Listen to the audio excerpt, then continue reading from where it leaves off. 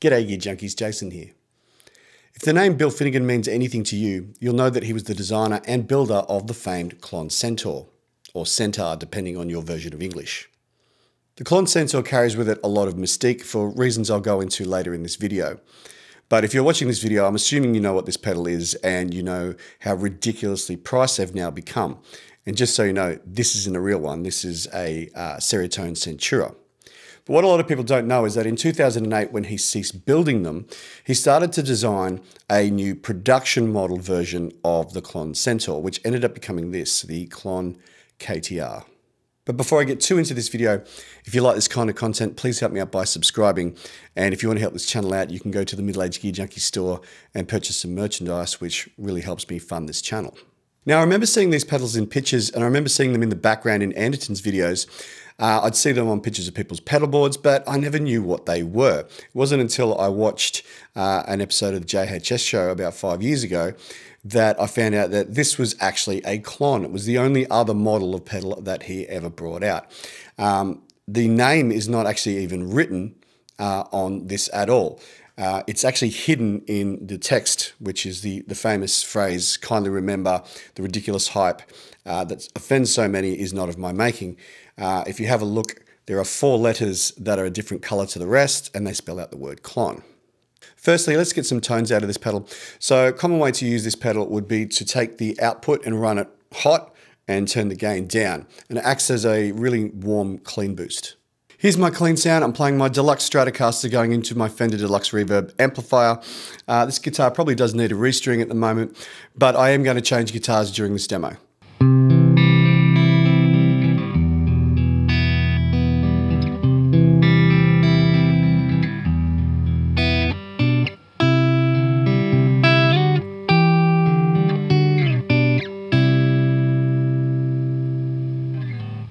And here's the Klon KTR.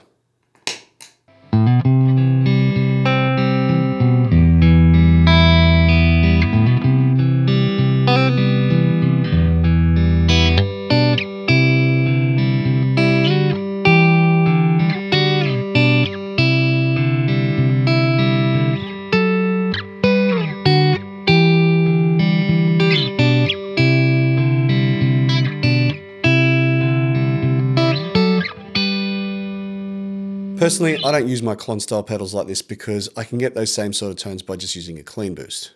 One of the things I love about this pedal is how dynamic it is and how it reacts to your pick attack.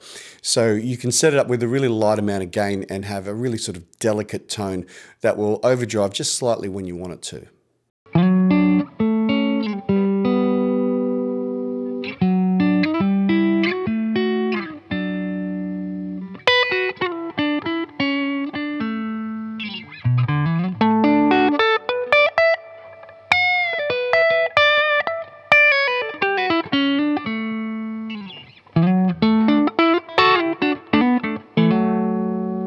The question a lot of people bring up is, why would you spend so much money on such a light gain overdrive pedal?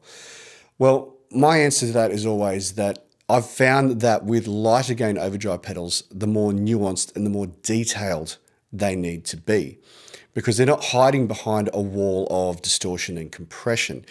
All right, they've got to be much more dynamic. They've got to be able to react more to your picking dynamics. And as somebody who plays with my fingers a fair bit, I really appreciate having this slightly broken clean sound that I can just hit a little harder at times to get a little bit more growl out of it. You can't always do that with a lot of just generic overdrive pedals, which is why people like John Mayer, for example, is a big fan of the Klon Centaur.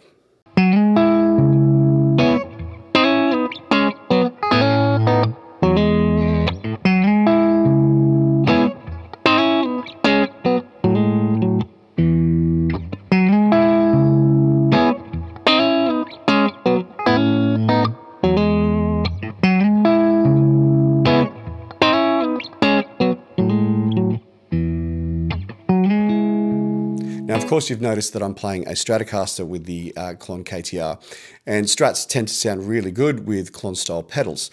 However, it's not the only type of guitar that works well with a Klon. So, for example, a lot of people don't like them with humbuckers. I actually tend to like them, as I'll demonstrate here with my Paul Reed Smith.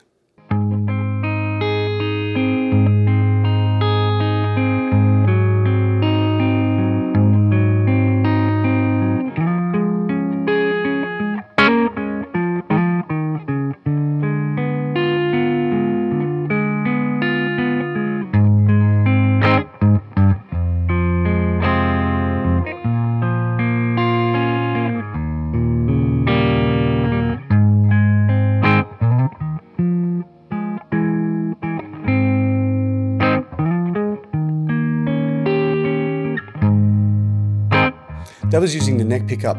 You lose a bit of that sort of dynamic response with humbuckers because they've just got more output, and therefore you get a bit more growl out of the pedal at the same settings.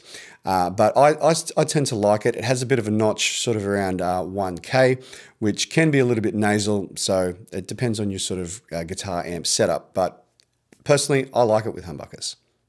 But what I found is I really like using this pedal with my P90 loaded Les Paul. I think that it sounds fantastic. If I put it to the bridge pickup, I get real Oasis sounding rhythm tones.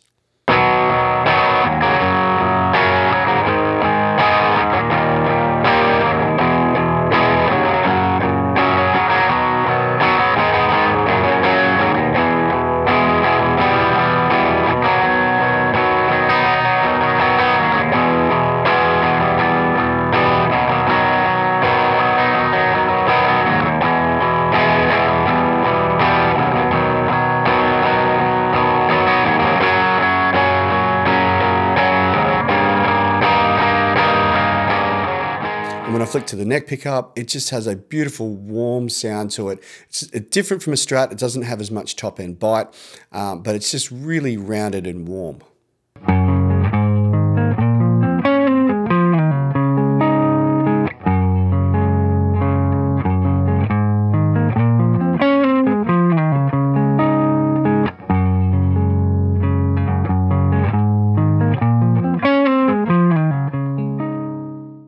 For this next example, I'm going to turn the overdrive all of the way up. Now, this is not a high gain overdrive by any stretch of the imagination, but it is a little bit different to a lot of overdrives in that it's a hard clipping overdrive. So most overdrives that we would know, like tube screamers and blues breakers, they are soft clipping. By being a hard clipping overdrive, it's a little bit more harsh, and it really, when you crank that gain up, it really starts to engage the germanium clipping diodes inside, which actually starts to change the flavor of the sound, and it becomes a little bit more nasal. It sort of has a bit of a 1K notch to it. So this example I'm going to play, I'm going to start off by just playing guitar on its own, and then you'll hear it in a band mix.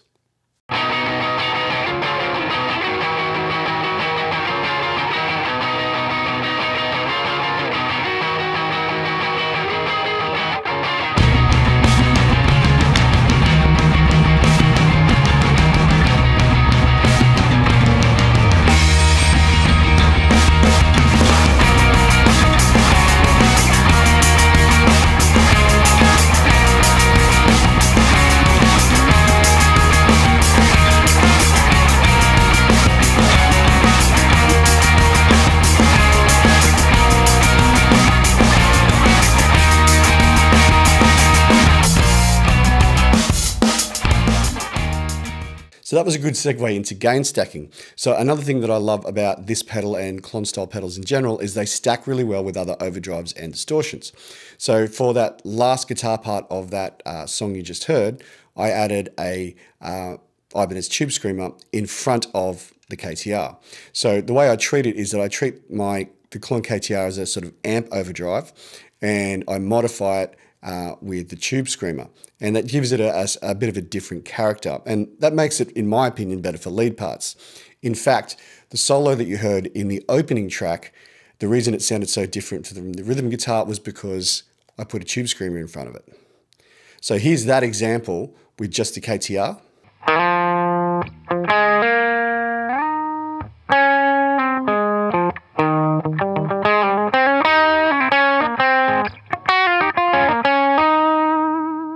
And here it is again, but with the tube screamer as well. You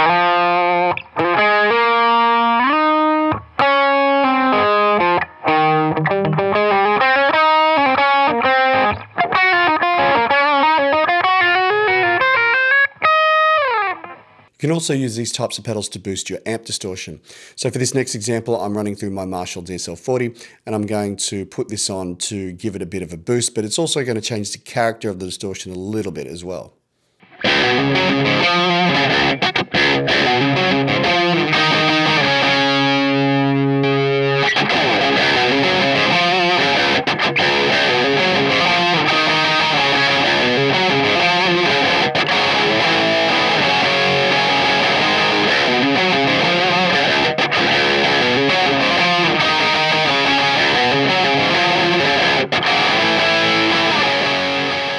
So if you've never heard of the KTR before, I'll give you a bit of the backstory.